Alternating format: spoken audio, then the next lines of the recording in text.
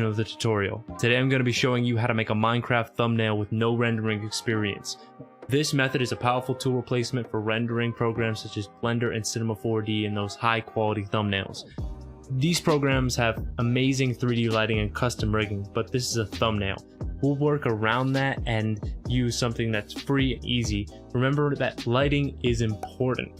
It changes how everything looks. It makes everything look plain to amazing. And it's the reason why shaders make a Minecraft look amazing. And remember not to add Play-Doh mouths and fingers anymore. They're horrible. Never mind. I also want to tell you something beforehand. Experiment. If you Google thumbnail tutorial or template or just Fortnite thumbnail even, they have no personality and they look the same. As well made as the original really was, you don't set yourself apart like this. Public service announcement over. Let's get into the tutorial. Now, to do this, we'll be using Nova Skin website as our rig replacer. Here you can find any skin and player skin with just a single search. You're even able to add things like shadows and outfits made by the community, like t-shirts and such. Anything that might help you keep to a theme you want in your mind for this thumbnail.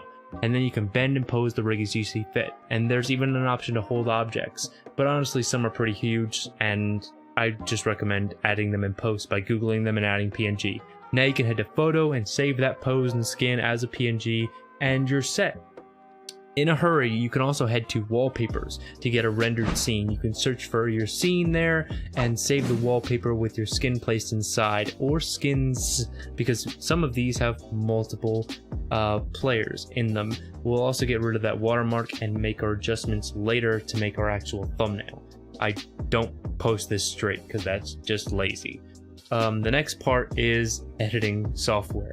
I'm going to be heading into Photoshop. Backgrounds are the first step, whether you choose a picture screenshot, pattern, or even both. Fixing your background is your first step. You should duplicate it and cut out your character with the pen tool if you have them on the same image. I mentioned that the replay mod is on screen there. It's a mod for Minecraft that introduces a theater mode, a wonderful tool for dynamic screenshots and thumbnails, like in PvP or such, to see that player that killed you or a shot you're about to make. But it's not what I need right now for this tutorial, so I'll move on with border options. They're important for drawing boxes and making your thumbnail recognizable. There are usually a lot of ways to go about this, but I'll have some options listed here. First, the black box method. Using a rectangle tool, I can make a black box and set it to a low opacity. That means making it disappear slightly, drawing attention towards the center without cutting out the background that I made. Next is the mirror, where I can duplicate the background and size it down to the same kind of effect that I have the black box at. You can meddle with this effect to some degrees by making different shapes. Next is a simple border with a stroke. It's powerful and it's recognizable. Setting it to whatever size, then duplicating that to make a slightly bigger one and putting it underneath that layer, you can make a border with whatever color and a stroke. And you can add glow, whatever you like, on either layer to make different effects for different thumbnails. The last thing I would try is a solid color and put the background small and in the middle. Then using Alt or Control or whatever program you're using to grab the corner and just move the edges as I see fit, making an awesome little effect that looks like the border is just weird and not there. Then I try and work on my character. Using a pink color overlay, I'm able to make characters look more alive in a scene, because sometimes I'll be given a character that doesn't have pink in the face or whatever. That will help me make it look friendlier. Sometimes I'll use a low opacity black brush after to add shadows in the body and face, but I won't be doing that right here since we're using a render. I'll add in an inner glow and or a drop shadow to add color and push out the character so it's more noticeable. The inner glow will allow it to look more bright against the background, and the drop shadow will do the same thing but make it look jutted out. If I didn't mention it before, you can also blur your background to draw more attention to your character. Next, I usually have my titles.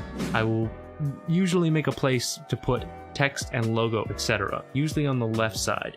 With the rectangle tool, again, I can make a place for that just now. I can make any sort of shape to put the text on, and even if you make it floating, just remember that if you zoom out, that you should be able to read it, because we're trying to make a thumbnail that's legible even on phones. Also remember to use different fonts. The same font line by line just looks bad. And then you can warp and arc your text to move them in a curve, and then I'll finish with blending options on the titles and logos. I usually make my own, but here I'll split the color with a gradient overlay by taking each corner, alt-clicking each color, and moving it towards the middle so that the gradient doesn't happen. And then to separate the text in the background, I can make use of strokes, glow, or drop shadow.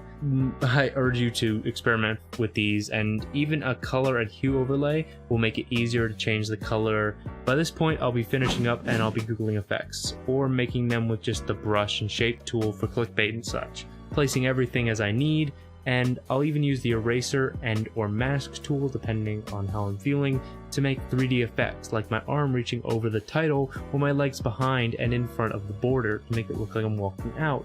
And adding a black and white filter adds a somber tone, and you can even add an overall blue or white thing, but that moves farther into just uncatchy territory. It just looks all the same-ish. We don't want that. We want a big friendly thumbnail. Remember, if the thumbnail isn't legible and catchy zoomed out, then maybe you should try moving some things around, making your elements that you want to be seen larger. And remember that the YouTube thumbnail size is 720p, so even if you make a 4K thumbnail and you're somehow able to get it uploaded, it will be downscaled. So now you know how I make my thumbnails and how to make your own Minecraft thumbnails nice and proper. None of that dull and Fortnite. Never mind, I'm getting worked up about that. If you learned something real good and this helped, leave a like and subscribe.